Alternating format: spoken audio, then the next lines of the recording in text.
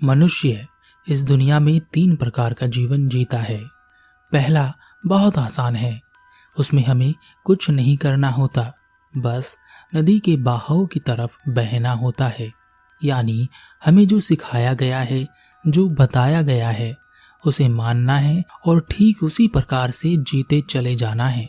कोई सवाल नहीं, कोई जवाब नहीं, और ऐसे ही लगभग सभी लोग जी रहे हैं। एक दूसरा जीवन होता है जिसमें मनुष्य थोड़ा जागृत होता है और वह अपने आसपास हो रही घटनाओं को ध्यान से देखता है और उसके मन में सवाल उत्पन्न हो जाते हैं। इन सवालों के कारण और उसके अपने विवेक के कारण वह पुरानी मान्यताओं पर सवाल उठा देता है, जीवन जीने के तरीकों पर सवाल खड़े करता है और जिंदगी भर वह केवल विरोध वाली अवस्था में ही रहता है, जहां पर वह हर चीज का विरोध करता है, क्योंकि उसे अपनी समझ के हिसाब से वह चीजें समझ नहीं आती जो समाज कर रहा होता है।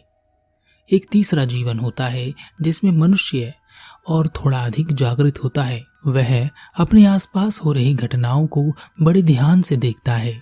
उसके मन में भी सवाल उत्पन्न होते हैं, पर वह किसी के विरोध में खड़ा नहीं होता। वह बस अपने प्रश्नों के उत्तर चाहता है, इसलिए सब छोड़ देता है।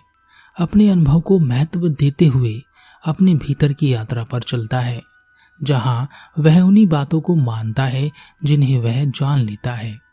यह व्यक्ति भीतर की यात्रा पर पहला कदम रखने के बाद इस यात्रा पर वापस मुड़कर नहीं देखता, आगे बढ़ता चला जाता है। एक गुरु एक गांव में अपना प्रवचन दे रहे थे।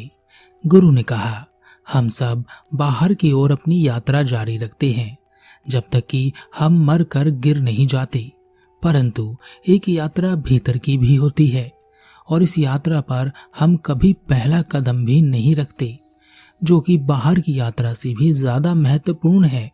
बिना इस यात्रा को किए मर जाना ऐसा ही होता है जैसे हमारे हाथ में कोई अमूल्य हीरा हो और उसे पत्थर समझकर हम फेंक दें। गुरु अपना प्रवचन समाप्त कर अपने आश्रम वापस चले गए। उनके पीछे पीछे एक युवक भी चला आया। उस युवक ने गुरु से कहा, मैं भीतर की यात्रा शुरू करना चाहता हूँ, मैं उस यात्रा पर पहला कदम कैसे रख सकता हूँ? गुरु ने एक पत्थर उठाया और उस युवक को देते हुए कहा, इस पत्थर की 30 दिन तक सेवा करो, उसका ध्यान रखो, उसकी पूजा करो। 30 दिन बाद तुम भीतर की ओर यात्रा पर निकल पड़ोगे। उस युवक ने ऐसा ही किया, पर 30 दिन बाद भी वह किसी भीतर की यात्रा पर नहीं निकला था। वह गुरु के पास गया और कहा, 30 दिन हो गए, जैसा आपने कहा था वैसा ही मैंने किया, पर अभी तक मुझे भीतर की यात्रा का कुछ पता नहीं। गुरु ने उसे एक दूसरा पत्थर दिया और कहा, इस पत्थर की 30 दिन पूजा करो, ध्यान रखो, ख्याल रखो, इस बार तुम अवश्य ही भीतर की यात्रा पर पहला कदम रख दोगे।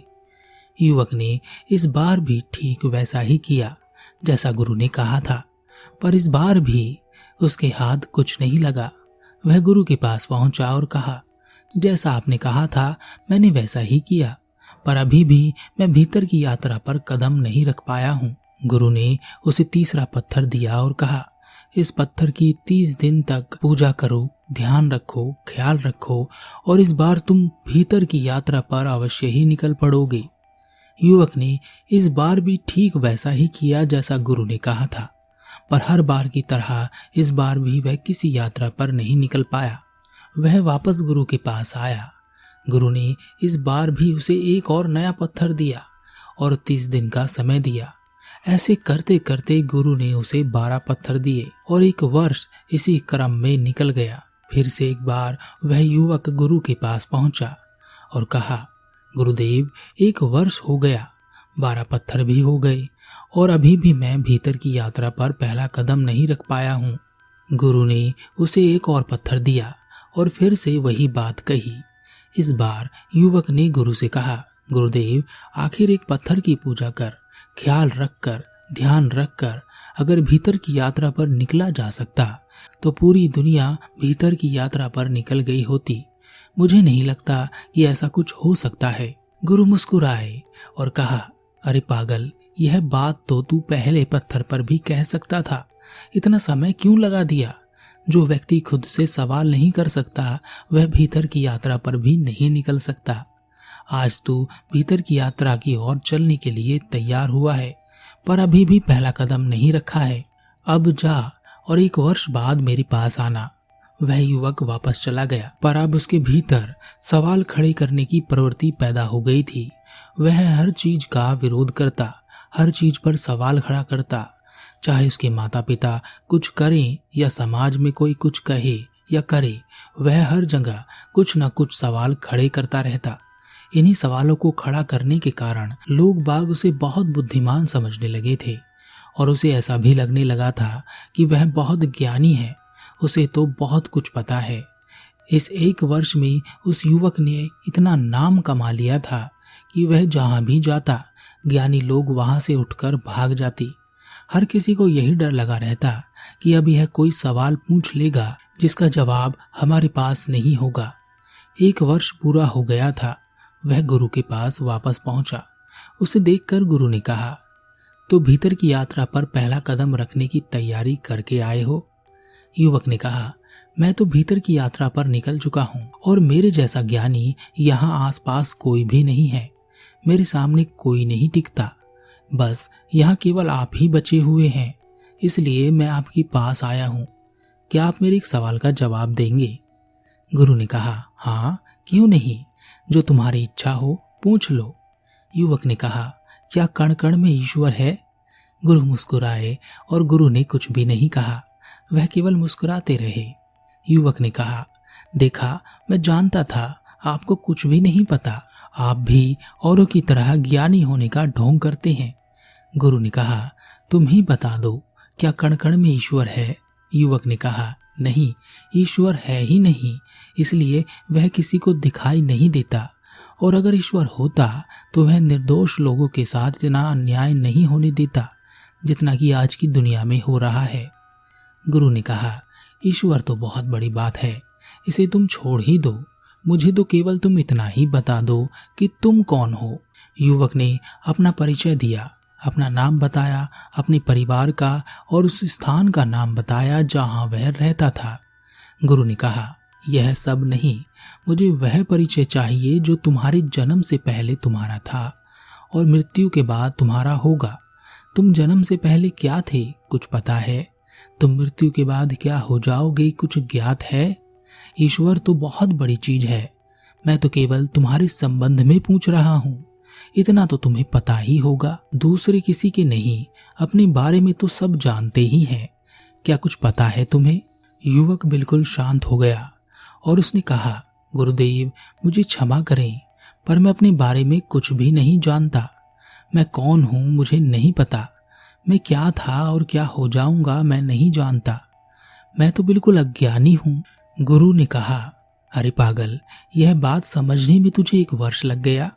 वास्तव में सत्य यही है कि संसार में किसी को कुछ भी नहीं पता, फिर भी वह सब जानते हैं, और यही उनका अज्ञान है। यही है जो हमें भीतर की यात्रा पर पहला कदम रखने से रोक लेता है। क्या तुम पिछले 1 वर्ष से नहीं रुके हुए हो? युवक गुरु के चरणों में गिर गया और कहा, मुझसे भूल हुई, मुझे मार्गदर्शन दीजिए गुरुदेव, मुझे मार्ग दिखाएं। गुरु ने कहा, आज भीतर की यात्रा पर तुम्हारा पहला कदम पड़ गया है, और यह तब पड़ता है जब मनुष्य को अपने अज्ञान का बोध हो जाता है। वह उसे स्वीकार कर लेता है कि उसे कुछ भी नहीं पता। जब उसे कुछ पता ही नहीं होता तभी वह कुछ हो सकता है। गुरु ने कहा, आज भीतर की यात्रा पर तुम्हारा पहला कदम पड़ गया है, और यह तब पड़ता है जब मनुष्य को अपने अज्ञान का बोध हो जाता है। वह स्वीकार करता है कि उसे कुछ भी नहीं पता। जब उसे कुछ पता नहीं होता तभी वह कुछ हो सकता है, और जिसे पहले से सब पता है वह क्या खोज करेगा, किस मार्ग पर, किस यात्रा पर चलेगा। युवक ने कहा, गुरुदेव क्या आप मुझे मेरी अज्ञानता का एक और उदाहरण दे सकते हैं? मैं आज पूरी तरह से अज्ञानी महसूस करना चाहता हूँ, अनुभव करना चाहता हूँ। मुझे ऐसा लग रहा है कि मेरा ज्ञान ही मेरा ज्ञान है। गुरु हंसे और कहा, क्या तुम मुझे छू सकते हो? युवक ने गुरु के हाथ छुए। गुरु ने कहा, यह तो मेरे हाथ हैं, मुझे छूने की बात है। युवक ने पैर छुए। गुरु ने कहा, यह तो मेरे पैर हैं, मैं नहीं। इसी तरह अगर तुम मेरी आंख छुओगे तब भी तुम मुझे ना छू सकोगे। तुम इस पूरे शरीर को छू सकते हो, हाथ, पैर, नाक, कान, आंख, कुछ भी। पर क्या मैं आंख हूं? क्या मैं पैर हूं? क्या मैं हाथ हूं? कहाँ हूं मैं जहां हूं वहीं तुम मुझे छू सकते हो। अगर मैं यह शरीर होता तो मैं कभी नहीं मरता। मैं मरता हूं क्योंकि मैं यह शरीर नहीं हूं, और जो मैं हूं वह कभी नहीं मरेगा। पर इस बात को मैं तुम्हें कितना भी समझाऊं, तुम ना समझ सकोगे। यह अनुभव की बात है। इसके लिए जो पहला कदम तुमने अपने भीतर की यात्रा पर रख दिया है उसे जारी रखो और तुम सब समझ जाओगे। पहली चीज जो इस दुनिया में आकर मिलती है वह है सांसें, और आखिरी चीज जो हमसे इस दुनिया में ले ली जाती है वह भी सांसें ही हैं। इसलिए अपनी सांसों पर ध्यान केंद्रित करो, अपनी सांसों को अपनी साधना बनाओ। ध्यान करो, सांसों पर ध्यान करो, अपनी हर एक सांस को ध्यान पूर्वक देखो, क्योंकि यही सांसें तुम्हें और तुम्हारे शरीर को जोड़े हुए हैं। यही सांसें तुम्हें और प्रकृति को एक किए हुए हैं। इन्हीं सांसों ने तुम्हें और तुम्हारे मन को, तुम्हारे विचारों को बांध रखा है। सब इन्हीं के द्वारा इस संसार में चल रहा है। शिष्य को गुरु की बात समझ आ गई और वह भीतर के मार्ग पर आगे बढ़ गया।